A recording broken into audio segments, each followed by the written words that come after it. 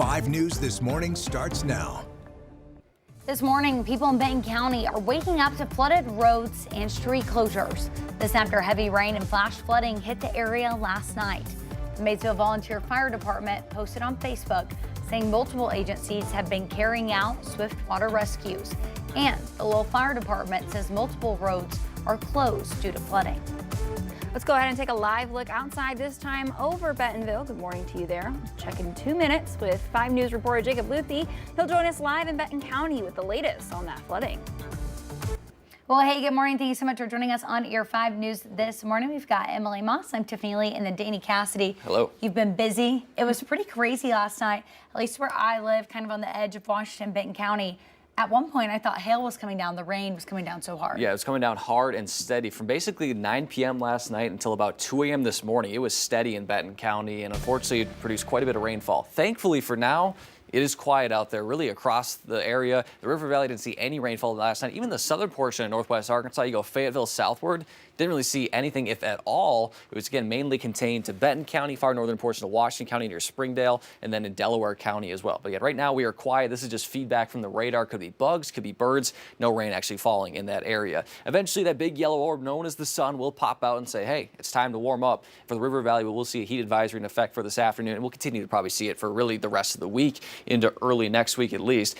Extreme heat warning off to the east there in Little Rock for excessive heat warning effect for 110 or higher for that heat index. For us, we'll be below that. For northwest Arkansas, though, could see the upper 90s, maybe close to 100, if not hitting 100 in some areas, though I do think most of northwest Arkansas with the cloud cover and a little bit of fog this morning from that rainfall will stay below 100. For the River Valley, I think again that 105-degree range, some areas closer to that 109 for that heat advisory, so it is going to be hot. And for this weekend, it's going to be no different. Northwest Arkansas will be maybe a couple degrees warmer for tomorrow and eventually see some heat later this weekend. Again, we'll talk more about that coming up in just a little bit. For now, we'll take a live look at traffic here. Go along I-49 in Greenland. So I mentioned the fog in some areas, especially in any low-lying areas or where we saw rain. The River Valley is clear, but again, if you're in northwest Arkansas, be careful up the door, as well as any side roads in Benton County that could still have some water. Again, we'll have the complete forecast for you coming up in just a little bit. Emily and Tiffany.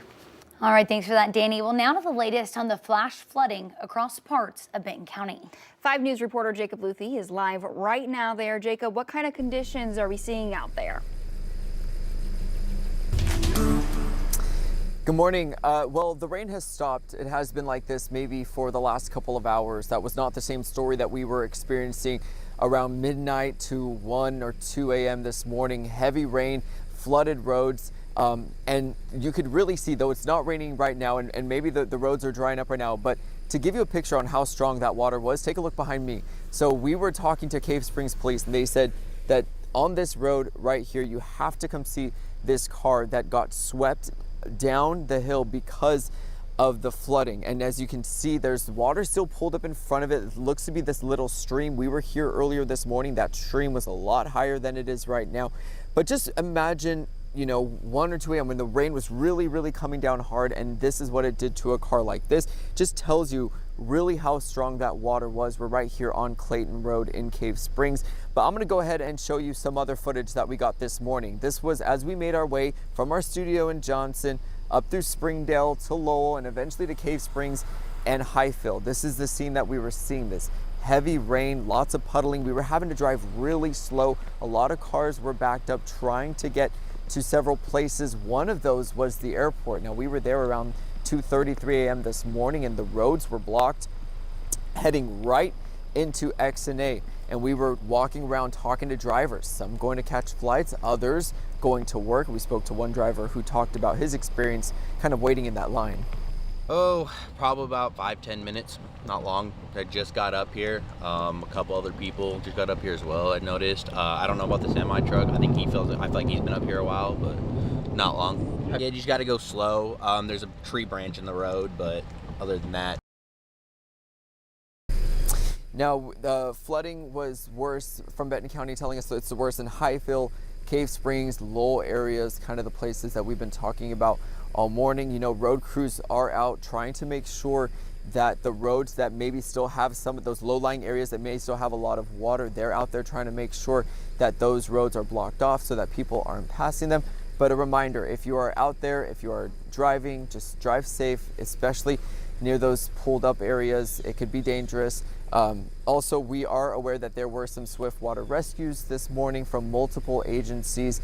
That was happening earlier this morning. Just really paints a picture about what was going on kind of earlier this morning. But right now, the temperature's risen a little bit. The sun's coming out, no rain. So hopefully it stays like this for the foreseeable future. But I'll go ahead and send it back to you. Thanks, Jacob. Stay safe on your way back. This morning, Benton County posted on Facebook that their road department has been activated.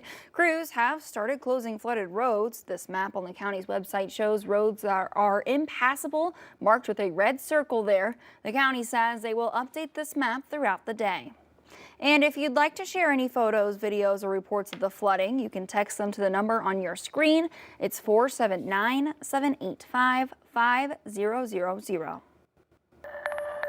Well, at 6:35 on this Friday, and just about an hour ago, we are learning about a death investigation in Fort Smith. That's where police say an investigation is ongoing after they responded to the 1300 block of North 38th Street. We're working to learn more, and of course, we'll bring you the latest updates right here on 5 News. In other local news, 4 people have been sentenced to federal prison in connection with drug trafficking in Fayetteville and Fort Smith.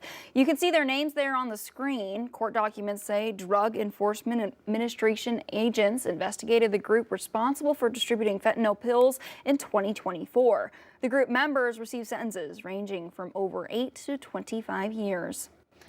Well, new overnight, the House has passed President Trump's request to claw back $9 billion in foreign aid and public broadcasting funding. The package now heads to the president's desk. In the House, only 2 Republicans voted no, while all Democrats opposed the package. The House approved Trump's original request last month. However, the Senate made changes to the package, so the House had to approve it again. We spoke with local public radio station KUAF about those proposed budget cuts. The station is based in Fayetteville and says they provide essential services to the public, including emergency broadcasts. 75 emergency alerts just in the last fiscal year. So these are all services on which people depend, and what public radio provides for free to all with no paywall. Station leaders say should federal funding get cut, it would take an estimated $264,000 to replace lost services independently. A statement from Arkansas PBS says in part they understand how much viewers and supporters value the programming and resources that they provide, and they look forward to continuing those efforts. Well, new developments in the push to release the Jeffrey Epstein files. President Trump has asked his attorney general to get authorization from the court to release grand jury testimony in the case. Jared Hill has more.